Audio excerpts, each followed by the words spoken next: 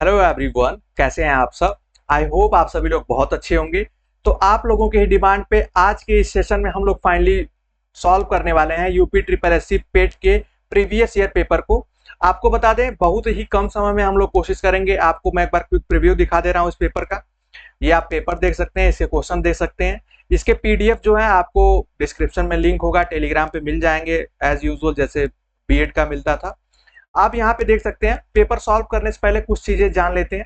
सबसे पहले, अगर आप लोगों ने सिलेबस वीडियो नहीं देखा है, मैंने बहुत पहले एक डिटेल्ड वीडियो बना रखा है। एक बार आप डिस्क्रिप्शन में लिंक है, उसको देख लें तो ये पेपर ज्यादा समझ में आएगा। दूसरा ये देख सकते हैं कि ये क्वेश्चन जो है बुकलेट सीरीज ए है, एक चीज। दूसरा, ये फर्स्ट शिफ्ट का पेपर है। फर्स्ट शिफ्ट का पेपर का कोड जो था वो था बीटा 21, और गामा जो था वो शिफ्ट सेकेंड शिफ्ट का था। तो ये आपके फर्स्ट शिफ्ट का पेपर है, ये ध्यान देंगे। यहाँ आप देख सकते हैं कि आपका जो पेट का पेपर होता है वो 2 घंटे का होता है, 100 मार्क्स का होता है, और आपके टोटल 100 क्वेश्चन होते हैं। और एक क्वेश्चन जो होता है, 1 question is equal to 1 marks. और माइनस मार्किंग जो होगी इसमें आपके एग्जाम में वो होगी 0.25 की, मतलब 1/4 की। ये आपको ध्यान देना है। अब यहाँ देख सकते हैं आप। अब हम लोग क्वेश्चंस को देख लेते हैं। सबसे पहले क्वेश्चन नंबर 1 आप लोगों की स्क्रीन पे है। हिंदी इंग्लिश दोनों में है। बहुत से स्टूडेंट्स कमेंट में पूछते हैं कि सर पेपर हिंदी में आता है, सिर्फ इंग्लिश में आता है। ऐसा कुछ भी नहीं है। यूपी के मैक्सिमम जितने भी एग्जाम होते हैं वो बाइलिंगुअल ही होते हैं। यहाँ आप देख सकते हैं, हिंदी में ऊपर लिखा है, इंग्लिश में उसके नीचे लिखा है। तो जो स्टूडेंट्स इंग्लिश मीडियम से हैं वो इंग्लिश वाले क्वेश्चन को पढ़ेंगे और आंसर देंगे। यहाँ देख सकते हैं, भारत में शासन करने वाले दिए गए शासकों का काल क्रमानुसार सही क्रम बताइए। क्रोनोलॉजिकल ऑर्डर बताना है, उनके मतलब टाइम पीरियड से कि किसने सबसे पहले शासन किया, उसके बाद के जो जो शासक आए या वंश आया उसमें देखना है। यहाँ आप ऑप्शन देख सकते हैं, शेरशाह सूरी, अकबर, अलाउद्दीन खिलजी और इल्तुतमिश। इसका जो आपको जब आपके एग्जाम में ऐसे क्वेश्चन आएंगे तो आपको गेस करना है। अगर आप पढ़े होंगे तो बहुत अच्छी बात है। देखिए, सबसे जो पुराना शासक है इसमें इस क्वेश्चन में वो है इल्तुतमिश। इल्तुतमिश का ऑप्शन जो है वो है फोर्थ। उसके बाद अलाउद्दीन खिलजी आता है थर्ड। उसके बाद शेर शाह सूरी। शेर शाह के बाद आपका अकबर सबसे इसमें सबसे लास्ट में आएगा। ठीक है, तो ये देख सकते हैं। आप जब इसको मैच कराएंगे तो option B will be the right answer. Exam में ऐसे ही क्वेश्चन करना है। अगर आपको कोई बीच में नहीं आए तो पहले फर्स्ट को देखिए, सबसे पुराना कौन है, फिर सबसे नया कौन है, इस ऑप्शन के बेस पे, क्रोनोलॉजिकल ऑर्डर के बेस पे फिर आप गेस कर सकते हैं। गेस करके भी ऐसे क्वेश्चन लगाए जाते हैं। यहाँ आप देख सकते हैं क्वेश्चन नंबर 2 आप लोगों की स्क्रीन पे, निम्न में से कौन से संत जो है शिवाजी के समकालीन थे। ऐसे क्वेश्चन कई बार पूछा जाता है। और आपको बता दें कि यूजली पेट में जो है वो रिपीटेड क्वेश्चन ही आते हैं, कोई नए क्वेश्चन नहीं बनते हैं, और बड़े सिंपल वन लाइनर टाइप के होते हैं। तो यहाँ देखिए, कौन से संत शिवाजी के समकालीन है ये हमें बताना है। नाम है तुकाराम, चैतन्य, नामदेव या शंकराचार्य। राइट आंसर जो होगा इसका वो होगा Tukaram. Tukaram will be the right answer. कभी कभी एग्जाम में आता है कि तुकाराम, जो संत तुकाराम किस मुगल वंश के या मुगल शासक के समकालीन थे, तो वहां पे जहांगीर राइट आंसर होता है। ये आप देख लीजिए। चैतन्य, चैतन्य जो है ये भी एक संत है, और इनका भी कभी कभी एग्जाम में क्वेश्चन आता है कि चैतन्य जो ये बंगाल से संबंधित थे, मतलब ये बंगाल में इनका जन्म हुआ था। यहाँ एक हुसैन शाह करके, हुसैन शाह करके शासक है, उनके ये समकालीन रहे हैं। तो ये भी एग्जाम में क्वेश्चन आता है। बाकी शंकराचार्य के बारे में आप जानते ही हैं कि सनातन धर्म के इनसे संबंधित कई हैं। अद्वैता द्वैत जो इनकी विचारधारा है, ये भी, ये हम लोग आगे पढ़ेंगे, बस यहाँ पे क्वेश्चन सॉल्व कर ले। थर्ड आप देख सकते हैं, बंगाल के प्रथम गवर्नर जनरल कौन थे। ये काफी रिपीटेड और कई बार एग्जाम में आता है क्वेश्चन, और बिल्कुल बेसिक है। तो इसके राइट आंसर जो होगा लॉर्ड वारेन हेस्टिंग। 1774 ईस्वी में ये बने थे बंगाल के प्रथम गवर्नर जनरल। ठीक है, बाकी बाकी जो ऑप्शन है आप देख सकते हैं, लॉर्ड रिपन, इनसे रिलेटेड भी हम आपको आगे जब पढ़ाएंगे। अभी ये हम लोग, मेरी कोशिश है कि बहुत ही कम समय में आप लोगों को क्वेश्चन सॉल्व करा दें। नहीं तो आप लोग क्या है, वीडियो लंबा होता है फिर छोड़ देते हैं, कम देखते हैं। चरक संहिता संबंधित है। चरक संहिता एक पुस्तक है, वो किससे संबंधित है, राजनीति, वास्तुकला, गणित या चिकित्सा। तो राइट आंसर जो हो जाएगा वो हो जाएगा चिकित्सा, मतलब मेडिसिन से। ये आयुर्वेद की पुस्तक है, ये आप ध्यान देंगे, आयुर्वेद की पुस्तक है। तो ये एग्जाम में कई बार इससे क्वेश्चन आता है, तो ये आप याद रखिएगा। उसके बाद हम लोग देख लेते हैं, मैं इसको स्क्रॉल कर दे रहा हूं जिससे कि आप लोगों को बेहतर ढंग से दिखे। क्वेश्चन नंबर 5 आप देख सकते हैं, आप लोगों की स्क्रीन पे है। 5 है, निम्न में से कौन सा जोड़ा सही नहीं है। इसमें अब ऐसे भी क्वेश्चन आपके एग्जाम में बनेंगे और उसमें मैच द फॉलोइंग, इसमें मिसमैच पूछा है। तो देखिए, कलिंग का युद्ध 261 बीसी सही है। शक संवत की शुरुआत 78 एडी में हुई थी 78 ईस्वी में, ये भी सही है। मुस्लिम युग की शुरुआत हुई थी 622, ये एनसीईआरटी माना गया है, ये भी सही है। औरंगजेब की मृत्यु जो हुई थी वो हुई थी 1707 ईस्वी में, और यहाँ पे लिखा है 1709, तो ये हो जाएगा राइट आंसर, क्योंकि यहाँ पूछा है सही नहीं है कौन सा जोड़ा, इसलिए ये राइट आंसर हो जाएगा। उसके बाद छठवां आप देख सकते हैं यहाँ, ये काफी इंपॉर्टेंट क्वेश्चन है, कांग्रेस से हमेशा क्वेश्चन आते हैं, और मैं आपको बताऊंगा कि इस क्वेश्चन में क्या और एक फैक्ट छुपा हुआ है। इनमें से किसे भारत का ग्रैंड ओल्ड मैन या ग्रैंड ओल्ड मैन के नाम से जाना जाता है, तो आप सभी लोग जानते हैं दादा भाई नौरोजी, या दादा भाई नौरोजी का नाम इसमें सबसे पहले आता है। और ये तो हुआ इस ऑप्शन का, इस क्वेश्चन का राइट ऑप्शन। लेकिन आप यहाँ देखिए, ऑप्शन देखिए, WC बनर्जी, सुरेंद्र नाथ बनर्जी और फिरोज शाह मेहता, ये चारों जो नाम है, ये चारों लोग जो है वो जो इंडियन नेशनल कांग्रेस है उसके ये लोग अध्यक्ष रह चुके हैं। तो ये मैं जब इसको देखा क्वेश्चन को, तो मुझे ऐसा लगा जब मैं आप लोगों को सॉल्व कराने से पहले कि ये चारों लोग अध्यक्ष रह चुके। सबसे पहले व्योमेश चंद्र बनर्जी का नाम आता है, फिर दूसरे दादा भाई नौरोजी बने थे, उसके बाद अगर क्रम देखा जाए फिर फिरोज शाह मेहता और सुरेंद्र नाथ बनर्जी। तो ऐसे भी आप एक फैक्ट मैंने आपको बता दिया। सातवां क्वेश्चन देख लीजिए, आप लोगों के स्क्रीन पे है। सन 1915-16 में किसके नेतृत्व में 2 होम रूल लीग शुरू हुई थी। होम रूल का मतलब है कि स्वशासन, जिसको आप कह सकते हैं अपने द्वारा स्वशासन। ये जो मूवमेंट है ये चलाया गया था एनी बेसेंट और लोकमान्य तिलक दोनों लोगों के द्वारा एक ही समय में लगभग चलाया गया था। अगर हम इसको और डीपली समझेंगे तो आप देखेंगे कि लोकमान्य तिलक को पुणे होम रूल कहा जाता है, क्योंकि ये पुणे से शुरुआत हुआ था। यहाँ पे पुणे होम रूल इसको कहा जाता है, और एनी बेसेंट के होम रूल को मद्रास होम रूल कहा जाता है, क्योंकि अडयार से उन्होंने इसकी शुरुआत की थी। तो ये 2 फैक्ट है, आप याद रख सकते हैं। उसके बाद हम लोग 8वां क्वेश्चन देख लेते हैं। मैं एक बार स्क्रॉल कर दे रहा हूं जिससे कि आप लोगों को यहाँ देख सकते हैं। ये भी क्वेश्चन, ऐसे क्वेश्चन कई बार अब बनने लगे हैं आपके एग्जाम में, आप यहाँ देख सकते हैं। 8वां दिया है, निम्न में मिलान करिए। ऐसे पहले पीसीएस में क्वेश्चन बनते थे, और ये ऑप्शन है आपका जो मैच द फॉलोइंग। तो पहले सबसे पहले हम मिलान कर लेते हैं। जैसा कि ये भी बिल्कुल सिंपल ही क्वेश्चन है कि ब्रह्म समाज की स्थापना किसने की थी, तो राजा राम मोहन राय, मतलब ए का 3 या 3 का ए कह लीजिए। फिर रामकृष्ण मिशन की स्थापना स्वामी विवेकानंद जी ने की थी, ये आप देख लीजिए। आर्य समाज दयानंद सरस्वती, सी का 2। अगर इतना हमें पता है तो हम अपने ऑप्शन को मैच करा लेंगे। आप यहाँ देख सकते हैं ए का 3 देखिए इसमें आ रहा है, बी का 1 आ रहा है, सी का यहाँ पे 2 आ रहा है, और आपका जो डी का 5 होगा तो सत्यशोधक समाज की स्थापना जो है वो ज्योतिबा राव फुले ने की थी। तो राइट आंसर जो हो जाएगा इसमें वो हो जाएगा ऑप्शन सी। ये 9th क्वेश्चन बिल्कुल सिंपल है। करो या मरो का नारा किसने दिया था, आप सभी लोग जानते हैं, वो महात्मा गांधी जी ने दिया था। तुम मुझे खून दो मैं तुम्हें आजादी दूंगा, सुभाष चंद्र बोस। तो ये नारे जो हम लोग बचपन में भी बहुत बार पढ़े हैं, उसी से क्वेश्चन बनते हैं, ये आप यहाँ देख सकते हैं इस क्वेश्चन से। अब हम लोग नेक्स्ट देख लेते हैं। ये काफी इंपॉर्टेंट क्वेश्चन है, आप लोगों के स्क्रीन पे 10वां नंबर है। जब सुभाष चंद्र बोस ने भारतीय राष्ट्रीय कांग्रेस के अध्यक्ष पद से इस्तीफा दिया था तो इस पद का प्रस्ताव किसे दिया गया। आपको पता होना चाहिए कि सुभाष चंद्र बोस जी 1938 और 1939 के दोनों अधिवेशनों में अध्यक्ष रहे, और 1939 में ही उन्होंने इस्तीफा दे दिया। इस्तीफा के बाद डॉक्टर राजेंद्र प्रसाद जी को ही ये पद ऑफर किया गया। तो ये आप लोग याद रखिएगा, काफी इंपॉर्टेंट है। इसमें कभी कभी डायरेक्टली पूछता है सुभाष चंद्र बोस ने भारतीय राष्ट्रीय कांग्रेस के अध्यक्षता किस सन में की थी, तो इसलिए मैंने कई बार क्वेश्चन देखा है ऐसा। 11वां आप देख सकते हैं, सलाल पन बिजली परियोजना किस नदी पर स्थित है।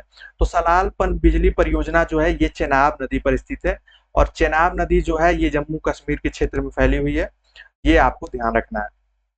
बाकी नदियों से संबंधित जितनी भी परियोजना है, चाहे बांध और परियोजना से एग्जाम हमेशा पूछे जाते क्वेश्चन पूछे जाते हैं एग्जाम में आपके, चाहे हीराकुंड बांध हो, ये कई बार, चाहे भाखड़ा नांगल बांध हो, और जितनी परियोजनाएं हैं उसको एक बार आप लोग देखते रहिएगा। वसंत विश्वत होता है। वसंत विश्वत का मतलब अगर आपको एकदम ज्योग्राफी से हटके समझाएं, वसंत ऋतु कब शुरू होती है, कब हमारे यहाँ मनाई जाती है, तो वो है 21 मार्च। इस समय क्या होता है कि जो दोनों गोलार्ध हैं हमारे, उत्तरी और दक्षिणी, दोनों पे बराबर सूर्य की किरणें पड़ती हैं। तो ये एक ज्योग्राफी का एक पोर्शन है, काफी इंपॉर्टेंट है, उसको आप लोग एक बार देख भी लेना। इसका राइट आंसर जो हो जाएगा वो हो जाएगा ऑप्शन ए। तेरहवां आप देख सकते हैं, राजस्थान में खेतड़ी परियोजना किसके उत्पादन के लिए प्रसिद्ध है। खेतड़ी जो है ये झुंझुनू करके एक जिला है राजस्थान का, वहां स्थित है एक गांव आप कह सकते हैं खेतड़ी, और वही खेतड़ी परियोजना के नाम से यहाँ पे तांबा उत्पादन के लिए ये काफी परियोजना फेमस है, या यहाँ पे तांबे का उत्पादन होता है। ये क्वेश्चन हुआ 13। हम लोग अब इसके आगे देख लेते हैं। क्वेश्चन नंबर 14 आप देख लीजिए, काजीरंगा राष्ट्रीय उद्यान स्थित है। तो काजीरंगा ये बिल्कुल सिंपल है, आप सभी लोग पता, असम में स्थित है। और ये किसके लिए जाना जाता है, किस जानवर के लिए आप जाना जाता है, तो एक सींग वाले गैंडे के लिए जाना जाता है। मध्य प्रदेश में जो सबसे महत्वपूर्ण आता है कान्हा नेशनल पार्क, तो ये भी आप लोग याद रखिएगा। और पश्चिम बंगाल में सुंदरवन वाला जो है क्षेत्र उधर से। तो ये आपके एग्जाम में हमेशा उद्यानों से और नेशनल पार्कों से क्वेश्चन बनते हैं। 15 देखिए, नदियों से भी बनते हैं। निम्नलिखित में से कौन सी हिमालय नदी तंत्र की नदियां नहीं है। हिमालयी नदी तंत्र का मतलब है वो नदियां जो हिमालय से निकलती हैं। तो आप देख सकते हैं, इसको अगर नहीं भी आपको अगर गेस भी कर पाए तो समझ पाएंगे। देखिए, उत्तर में हिमालय है, ये शायद मैं कुछ गड़बड़ शड़बड़ बना दूं, लेकिन ये सही बनेगा, ठीक है। यहाँ ये हिमालय है, और यहाँ देखेंगे आपकी गोदावरी और कावेरी, दो ऐसी नदियां हैं जो दक्षिण की नदियां हैं।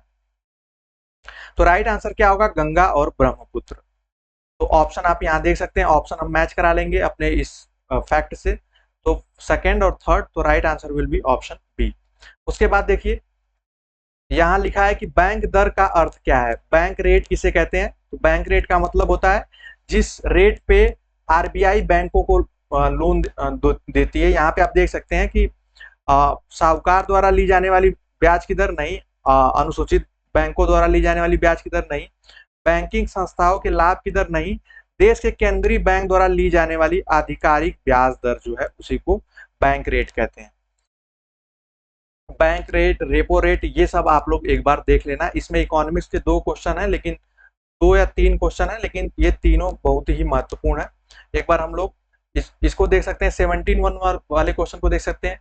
यदि आरबीआई नगद कोषानुपात को घटा दे तो साख सृजन पर क्या असर होगा।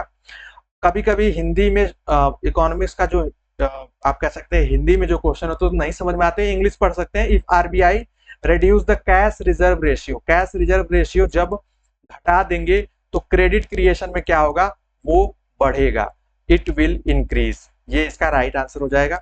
आप देख सकते हैं 18-1 क्वेश्चन जो है आपकी स्क्रीन पे, इसमें लिखा है इनमें से किस प्रकार की अर्थव्यवस्था में संसाधनों पर निजी अधिकार होते हैं और आर्थिक गतिविधियों का मुख्य जो उद्देश्य होता है वो लाभ अर्जित करना होता है।